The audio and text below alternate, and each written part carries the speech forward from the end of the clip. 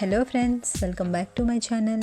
ఈరోజు వీడియోలో గులిబిందెల చేపల ఫ్రై సింపుల్గా ఎలా ప్రిపేర్ చేసుకోవాలో చూపిస్తాను. చాలా ఈజీ అండి, ఇంకా చాలా టేస్టీగా కూడా ఉంటాయి. నేను ఇక్కడ 1/2 కిలో గులిబిందెలు తీసుకొని ఈ విధంగా కట్ చేసి ఉప్పు పసుపు వేసి బాగా క్లీన్ చేసి పెట్టుకున్నాను. ఇప్పుడు వీటికి వీడియోలో చూపిస్తున్నట్టుగా లైట్గా ఘాట్లు పెట్టుకున్నాను. ఇలా ఘాట్లు పెట్టుకోవడం వల్ల మసాలా లోపల వరకు వెళ్తుంది. ఇప్పుడు ఈ చేపల ఫ్రై కోసం మసాలా ప్రిపేర్ చేసుకుందాం. దీనికోసం ఒక గిన్నెలో రుచికి సరిపడా ఉప్పు, 1/2 టీ స్పూన్ పసుపు, 1 టేబుల్ స్పూన్ కారం, 1 టీ స్పూన్ జీలకర్ర పొడి, 1 టీ స్పూన్ ధనియాల పొడి, 1 teaspoon garam masala, 1 teaspoon అల్లం వెల్లుల్లి పేస్ట్, 1 టీ స్పూన్ నిమ్మరసం వేసి ఒకసారి కలుపుకొని తర్వాత ఇందులో 1 టీ స్పూన్ వరకు ఆయిల్ వేసి కలుపుకోవాలి.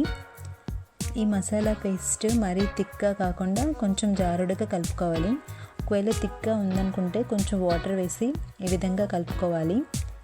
ఈ మసాలాలో ఉప్పు అది సరిపోయిందో లేదో ఇప్పుడు చెక్ చేసుకొని కలుపుకోవచ్చు. ఈ విధంగా కలుపుకున్నాక ముందుగా క్లీన్ చేసి పెట్టుకున్న గులిబిందె చేపలను వేసుకొని మసాలా బాగా పట్టించుకోవాలి. ఇలా అన్ని చేపలకి మసాలా పట్టించి ఒక 15 నిమిషాలు పక్కన పెట్టుకోవాలి.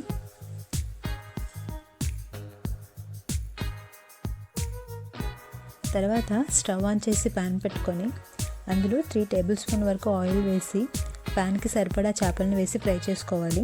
చేపల్ని టర్న్ చేసుకోవడానికి వీలుగా ఉండేలా వేసుకోవాలి. నేను మొత్తం అన్నీ ఒకేసారి కాకుండా 2 సార్లుగా ఫ్రై చేసుకున్నాను. ఇలా చేపల్ని వేసి ఒక 2 నిమిషాలు అలా కదపకుండా వదిలేయాలి. నేను ఇక్కడ మంచి ఫ్లేవర్ కోసం కరివేపాకు వేసి ఫ్రై చేసుకుంటున్నాను.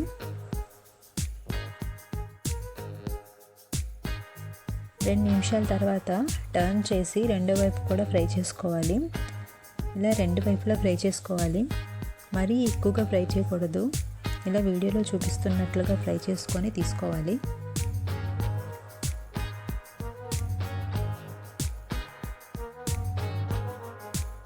అంతే, ఎంతో టేస్టీగా ఉండే గులిబిందెల చేపల ఫ్రై రెడీ అయిపోయింది. మిగతా చేపలను కూడా ఇలానే ఫ్రై చేసుకోవాలి.